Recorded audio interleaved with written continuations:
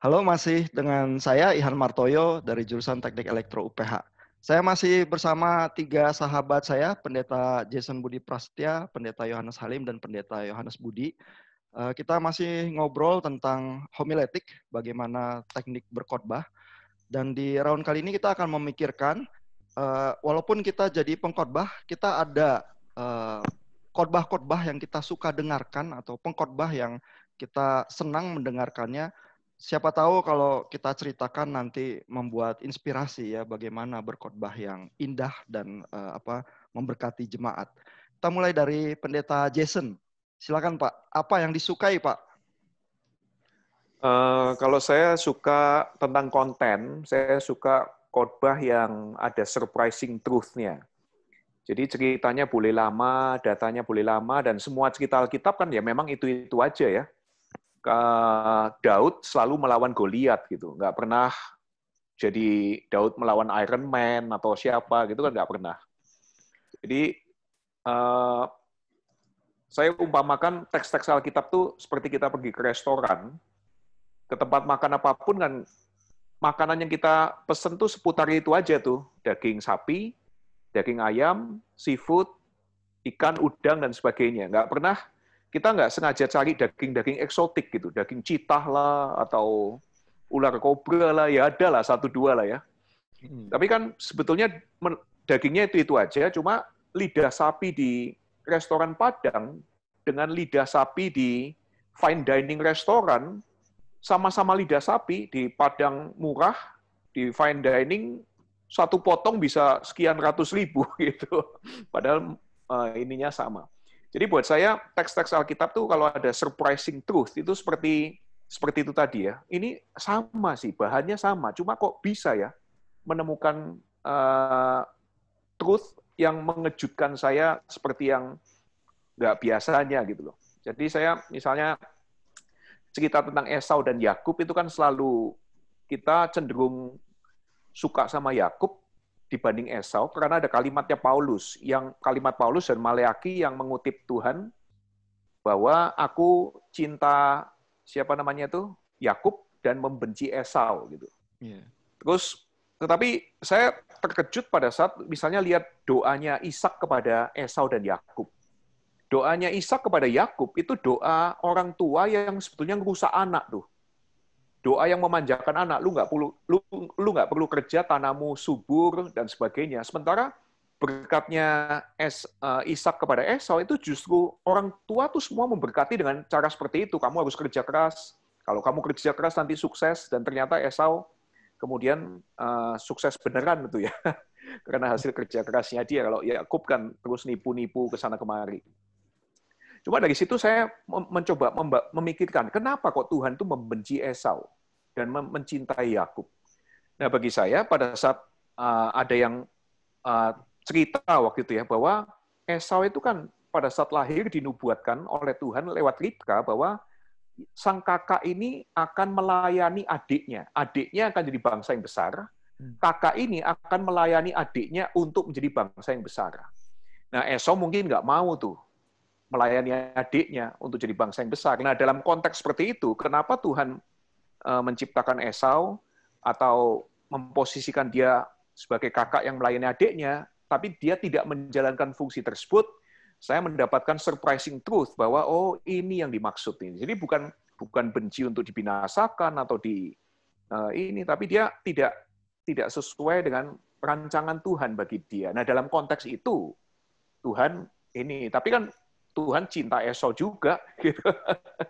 Jadi bagi saya khotbah yang ada surprising truth itu saya suka. Nah, kalau pengkhotbahnya awal-awal tuh saya sangat belajar dari awal-awal khotbah ya, dari Ravi Sakarias yang jelas. Setelah itu ya hanya ada beberapa sih ya, karena dia seringkali memberikan surprising truth yang dia nggak pernah mikir nih. Cuma terakhir dengerin dia panjang banget ya, karena kan makin lama kan makin singkat nih dulu. Dia sementara khotbahnya tetap panjang tuh, 1,5 jam, kadang-kadang 2 jam. Iya. Oh iya. Oke. Ya berarti khotbah yang ada unsur surprising-nya ya, ada kejutannya. Dan mungkin kalau kita baca Alkitab dan nempel di situ aja, kadang-kadang penulis Alkitab itu dengan sendirinya mengejutkan juga sih. Karena misalnya Paulus itu pakai poin Yakub dan Esau itu untuk bilang bahwa kamu pikir kamu yang saudara tua ya Israel ya, kamu yang diberkati Tuhan, tahu-tahu Gentile sekarang yang percaya Yesus begitu ya. Padahal kan buat orang Israel ya mereka keturunan Yakub, udah jelas ya secara fisik begitu. Tapi ceritanya Paulus itu justru dijungkir balikan begitu ya, dan lebih lagi Paulus tuh bilang itu tuh predestinasi, itu kehendak Tuhan ya, Gentiles itu yang beriman rupanya ya, kamu justru yang nggak beriman gitu ya. Jadi itu memukul sekali, sangat mengejutkan. Jangan-jangan kalau kita nempel di Alkitab aja itu banyak yang bisa diolah ya, karena banyak kejutan-kejutan di situ ya. Pak Yohanes Halim gimana Pak? Khotbah apa Pak yang disukai? Ya. Kalau disukai ini kan pasti ada unsur personal gitu ya, dan juga pengalaman yang membentuk kita gitu ya. Saya tuh senang dengan khotbah yang menceritakan sesuatu yang saya nggak tahu tadinya gitu. Karena gini, saya besar dari gereja yang mungkin memberikan tema-tema yang sepertinya dibutuhkan orang Kristen, dan kalau mau jujur setelah beberapa puluh tahun temanya itu aja kan, karena nggak ada yang lain gitu. Jadi, nah lalu saya tertarik menjadi biblical communicator sebetulnya. Bagaimana menjelaskan kalau dengan satu faith bahwa ini adalah firman Tuhan, mestinya ini ada hal yang menarik. Sehingga yang lampau saya baru khotbah dari Yesaya 28. Saya bikin jadi 4 seri. Mungkin orang kalau baca Yesaya 28 nggak tertarik gitu. Dan 2 minggu lagi saya sedang mempersiapkan Yesaya 21 tentang jatuhnya Babel. Saya yakin kalau teman-teman baca, jemaat awam baca Yesaya 21, cepatlah bacanya gitu ya, Babel akan jatuh gitu. Nah saya tertarik karena saya percaya itu adalah firman Tuhan. Cuma bagaimana membuat itu mengerti gitu. Nah sampai sekarang saya terus mempelajari setiap kitab-kitab pasal itu untuk apa sih message ini buat saya gitu. Dan kita kaitkan dengan konteks hari ini gitu. Jadi adalah how we communicate Bible gitu ya, dengan kenyataan bahwa dulu saya nggak ngerti dan sekarang juga banyak orang nggak ngerti Alkitab. Dan seringkali kalau kita pembicara tidak menjelaskan Alkitab itu berdasarkan Alkitab, sehingga akhirnya seperti pembicaraan kita yang lalu, itu menurut pendeta ini, menurut pendeta ini, menurut pendetanya ini yang berdebat para pendeta gitu. Sedangkan kalau kita bisa memperlihatkan itu kepada Alkitab, supaya kita juga bisa educate jemaat untuk melihat dari Alkitab gitu. Tapi itu suatu pergumulan karena banyak sekali teks-teks di Alkitab bukan cuma sulit ya. Pertama sulit, kedua juga sulit dimengerti, dan kedua sulit mencari relevansinya gitu. Kita benar-benar perlu hikmat dari Tuhan gitu. Nah kalau pengkhotbah yang saya senang sebetulnya ada 2 sih. Dari sisi konten sih banyak lah ya. Tapi dari sisi konten banyak. Salah satunya yang saya suka ya R.C. Sproul ya. Lepas karena saya juga 4 tahun dengerin dia terus tiap minggu. Jadi itu sangat membentuk juga cara saya melihat dia, cara dia melihat teks gitu. Nah kalau gaya, saya senang gaya Tim Keller gitu. Gaya Tim Keller, bagaimana dia dengan santai menjelaskan. Kadang-kadang saya berpikir kapan saya bisa sesantai dia gitu. Dia sangat santai sekali dalam menceritakan, tapi dia bisa nabok ya pada waktu yang tepat gitu ya. Smash-smashnya itu mantap-mantap gitu. Jadi itu sih yang saya pikir. Oh berarti khotbah yang nabok tapi santai, sama khotbah yang memperjelas. Tapi bisa nabok gitu. Saya rasa misalnya kayak pendeta Stephen Tong ya, yang memang juga sangat terkenal, banyak yang mungkin suka dengar khotbahnya. Paling tidak saya sendiri ya, waktu belum percaya terus belakangan jadi percaya, tapi kan bingung ya baca Alkitab ya. Sehingga kalau dengerin pendeta Stephen Tong mungkin merasa bahwa bagian itu sebenarnya maksudnya itu. Tadinya saya bingung sama sekali gitu ya. Jadi khotbah yang menjelaskan. Dan kalaupun seseorang itu makin lama makin bertumbuh, tetap ada pojok-pojok Alkitab itu ya yang butuh dijelaskan. Dan kalau pengkhotbah itu berhasil menjelaskan itu, rasanya dapat begitu ya. Mungkin itu kali yang dinikmati ya dari semacam itu ya. R.C. Sproul tadi ya. Nah, Pak Yohanes Budi, gimana Pak khotbah yang sangat disukai? Ya, dari pengalaman saya sih dari satu masa ke masa yang lain khotbah yang saya sukai berganti-ganti ya. Jadi genrenya juga berganti-ganti, pesannya juga berganti-ganti begitu ya. Ada masanya saya dulu menyukai khotbah-khotbah yang sadis begitu ya. Khotbah-khotbah yang sadis, yang menohok Sadis. tadi, yang menapok, yang menohok, yang seperti pisau yang tajam, yang seperti hammernya Thor begitu ya, yang menghancurkan, melantakkan begitu. Namun kemudian khotbah-khotbah itu bergeser menjadi satu khotbah-khotbah yang penuh kasih karunia, itu yang saya senang dengar. Salah satunya seperti Pak Jason dengan tema-temanya seringkali yang muncul yang seperti itu begitu. Kalau sekarang khotbah-khotbah seperti apa yang saya suka untuk dengarkan adalah khotbah-khotbah yang jujur ya, khotbah-khotbah yang apa adanya, khotbah-khotbah yang melalui penggaliannya itu bisa mengupas Alkitab dengan baik secara real begitu. Alkitab itu memberikan gambaran-gambaran hidup yang real begitu, dan juga melalui mengupas Alkitab itu pada akhirnya mengupas hidup kita juga secara real gitu, secara jujur. Dan kejujuran itu menolong kita untuk bercermin begitu. Setelah kita itu bercermin, kita melihat oh ini diriku yang real itu. Ketika aku bercermin dari kehidupan pengkhotbah yang real itu, ketika aku bercermin dari Alkitab yang real itu, dan yang real itu kan menolong kita untuk pada akhirnya juga berjumpa dengan Tuhan secara real ya. Jadi seperti sekali lagi mendengar undangan Tuhan gitu, undangan kasih karunia Tuhan gitu. Jadi lebih ke sana kalau sekarang begitu. Dan sayangnya jarang sih saya mendengar khotbah yang begitu ya. Yang jujur itu ya, yang sekarang disukai itu ya. Enggak, maksudnya yang betul-betul pada akhirnya itu memberikan satu sentuhan yang melaluinya hati saya, pikiran saya, hidup saya itu kembali lagi terkonek dan terarah kepada Tuhan begitu. Jadi sampai ke poin itu sebetulnya yang saya harapkan begitu. Iya, saya selalu bilang ke mahasiswa di STT ya bahwa saya tuh lebih ngefans pengkhotbah wanita daripada laki-laki. Karena kalau pengkhotbah laki-laki itu kadang-kadang menjelaskan logika. Kalau pengkhotbah wanita tiba-tiba bisa bikin saya itu pingin cinta Tuhan walaupun tidak mengobrak-abrik logika saya begitu ya. Entah gimana wanita tuh bisa ya. Tentu ada juga laki-laki yang bisa, tapi pengkhotbah wanita sering in touch dengan feeling itu lebih baik ya daripada yang laki-laki gitu ya. Nah, jadi tapi yang menarik dari Pak Yohanes Budi adalah tadi bilangnya ada pergeseran ya. Mungkin itu juga yang muncul dari proses pertumbuhan iman juga ya. Nah, kalau teman-teman yang lain apa mengamati juga ada pergeseran dari khotbah yang disukai? Pak Jason gimana Pak? Apa dulu sama sekarang ada perbedaan Pak? Saya mungkin lebih ke yang saya cari masih sama ya. Jadi khotbah itu saya selalu cari surprising truth dari dulu. Mungkin pergeserannya lebih ke dulu misalnya Ravi Zacharias, tapi saya sekarang bisa dengerin siapa aja, Stephen Furtick lah, Judas Smith, termasuk pendeta-pendeta Pantekosta atau yang mungkin katanya ngawur banget gitu ya. Tapi saya masih bisa dengerin gitu.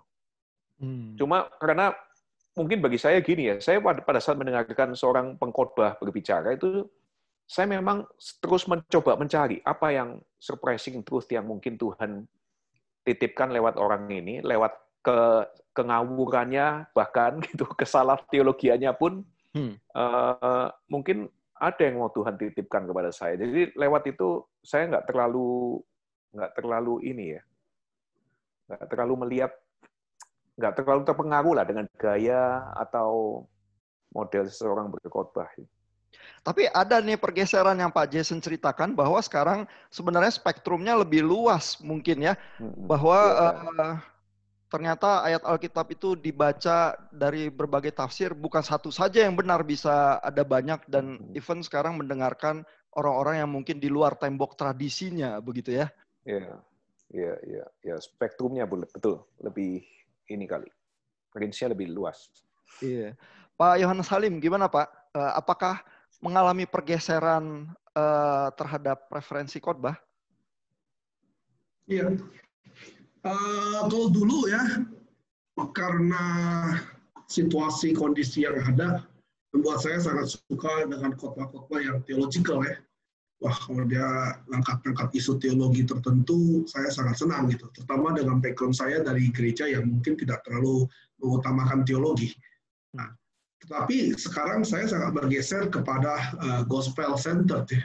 Khotbah-khotbah yang menjelaskan Kristus. Itu sangat touch ke saya gitu. Karena itu ternyata yang sangat saya butuhkan dari hari ke hari gitu. Untuk terus attached to Christ.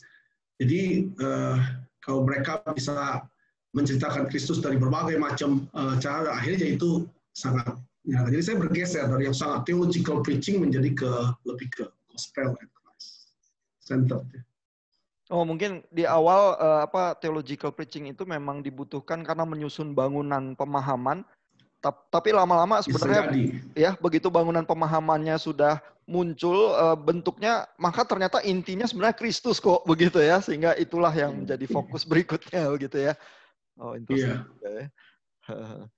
Nah, lalu ya kalau kita bayangkan ya pengkhotbah atau khotbah-khotbah yang memang kita sukai itu ya, apakah itu juga menjadi model ya sebenarnya kalau kita membayangkan fungsi kita di atas mimbar itu, apakah itu juga yang menjadi purpose kita untuk berkhotbah ya? Gimana Pak Yohanes Budi? Ya, tidak selalu sih ya. Soalnya kan kita perlu memperhatikan konteks dari jemaat kita. Dan kita kan perlu itu tadi. Jadi kalau imagery-nya itu memberikan makan begitu ya. Jadi ya memberikan makan yang sebetulnya mereka bisa makan, yang umat kita, pendengar kita itu bisa makan. Karena itu gambaran tentang siapa pendengar itu kan sangat penting ya. Dan celakanya seperti khotbah-khotbah online ya, dan juga atau khotbah kita di dalam satu konteks kemudian diupload begitu, dan kemudian ada begitu banyak orang yang mendengar yang sebetulnya kita tidak tahu persis sebetulnya yang mereka butuhkan itu apa, konteks hidup mereka itu seperti apa. Khotbah-khotbah kita juga bisa disalahartikan gitu, disalah tafsirkan karena kita berbicara dalam konteks yang spesifik di situ, kemudian didengar di dalam satu konteks yang berbeda, itu bisa pesannya bisa lain begitu. Nah, tadi ngomong apa ya kok saya sampai lari ke sini gitu. Iya, itu tantangannya ya, bahwa kalau berkhotbah untuk semua orang ya enggak bisa kita berkhotbah tuh untuk memberi makan komunitas tertentu ya dengan pergumulan tertentu begitu ya. Betul. Jadi apakah itu juga merupakan satu apakah khotbah-khotbah yang kita sampaikan adalah khotbah-khotbah yang mengisi kebutuhan kita? Tidak melulu ya, tidak melulu karena ada kebutuhan-kebutuhan dari jemaat yang berbeda-beda itu. Namun ketika kita itu mau mengajak lebih jauh, ujung-ujungnya akan sama. Ujung-ujungnya itu jemaat akan kita tarik kepada apa yang sebetulnya kita butuhkan dan kita nikmati juga begitu. Istilah kata kita itu memasak masakan yang kita sukai, tetapi kita memberikan versi-versi yang sesuai dengan apa yang bisa dicerna oleh jemaat begitu. Tapi versinya ya tetap memang merupakan satu versi kita gitu. Oh, jadi kalau purpose-nya seperti itu tetap memberi makan jemaat, maka kalaupun ada style tertentu yang kita suka begitu ya, tapi kalau kita punya pertimbangan, mungkin style ini nggak cocok untuk jemaat ini, kita akan korbankan itu ya, demi supaya yang lebih penting memberi makan jemaat. Betul. Karena purpose kita itu gitu ya. Betul. Oke, Pak Jason gimana Pak? Ada hubungan antara kesukaan khotbah yang disukai dengan purpose yang dibayangkan waktu berkhotbah? Iya. Kalau saya kembali yang saya bilang tadi mungkin di sesi 1 ya, bahwa bagi saya memberi makan dalam konteksnya memimpin orang. Jadi karena memang saya juga yakin saya tidak dipanggil untuk memimpin semua orang. Saya diminta Tuhan untuk memimpin sekelompok orang ini, jemaat di gereja yang saya layani dan juga yang berkaitan dengan hal tersebut. Jadi untuk itu kan saya seperti orang tua yang mencoba cari tahu anak saya ini, saya bisa pimpin kemana ini. Berarti setiap anak itu saya perlu memimpin untuk menemukan kekuatannya sendiri. Jadi lewat khotbah saya, lewat teks-teks Alkitab yang saya gali, saya punya tujuan bahwa di akhir setiap khotbah itu ada sekelompok orang, atau kalau range umurnya yang di tempat saya itu kebanyakan 15 sampai 45, maka orang-orang di range umur itu lewat khotbah ini mereka berjalan satu langkah lebih maju pada saat saya memimpin mereka. Saya memimpin bukan berarti saya lebih hebat daripada mereka semua, tapi dalam konteks saya mungkin lebih di depan saat ini. Gitu. Kalau mereka ngebut juga saya bisa disalib. Gitu. Cuma hari ini saya lebih dipercaya untuk menyampaikan firman Tuhan, untuk memimpin mereka dalam kehidupan ini. Jadi tujuan saya ya, bagaimana saya membawa orang-orang yang Tuhan percayakan ini, dan ini domba-dombanya Tuhan juga, bukan domba-domba saya, domba-dombanya Tuhan ke satu destinasi yang bagi sekelompok ini sesuai dengan keunikan pribadi saya, ternyata Tuhan percayakan untuk saya pimpin mereka. Gitu. Iya, jadi gambaran Pak Jason itu ini ya, penunjuk jalan begitu ya. Dan targetnya setiap kali berkhotbah adalah kita sebagai komunitas melangkah satu langkah ke depan. Begitu ya. Nah, kalau Pak Yohanes Halim tadi kan menikmati khotbah-khotbah yang menjelaskan ya. Jadi apakah tugas yang dibayangkan pengkhotbah itu mengajar Pak di atas mimbar? Maksud saya menjelaskan juga bukan berbentuk teaching ya, tapi lebih ke proklamasi ya.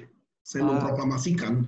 Maksud saya menjelaskan bahwa apa yang saya omong itu based on the Bible gitu. Jadi bukan sekedar Bible yang saya renungkan, bukan cuma sekedar perenungan saya yang datang dari anta berantah gitu.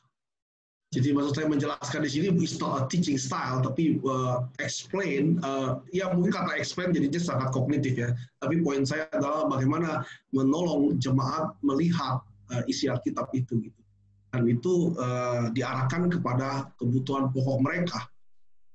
Itu yang menarik sih buat saya. Jadi buat saya tujuan utamanya adalah kalau saya dipanggil untuk memberitakan Kristus, ya harusnya saya just be faithful to itu aja gitu. Sehingga itu menjadi kebutuhan pokok mereka gitu. Oke, berarti yang dibayangkan itu pewarta, pemberita ya, witnessing ya, karena kerikmanya harusnya itu begitu ya. Iya, cuma memang akhirnya saya harus berhadapan dengan yang tadi umur 15, umur 30, umur 40 dan umur 50-60 itu kan bukan dua hal. Range umur yang berbeda ya. Saya pikir kebutuhan pokoknya tetap sama ya. Mungkin anak saya lebih suka nasi goreng, tapi kan nasi juga ya. Lalu ibu saya lebih suka nasi yang dijadiin bubur ya. Ya harus sedikit diolah antara bubur dan nasi goreng gitu. Nasi goreng juga ada yang suka pakai pete toh. Ada juga yang polos gitu. Ya tadi Pak Jason itu jemaatnya cukup muda ya, kalau dari 15 sampai 45 ya. Tapi kalau dari 15 sampai 70 maka mungkin lebih challenging ya. Iya. Karena nasi goreng yang jadi bubur kan kagak enak ya. Iya. Ya kenyang juga sih kalau dimakan, cuma kagak enak gitu.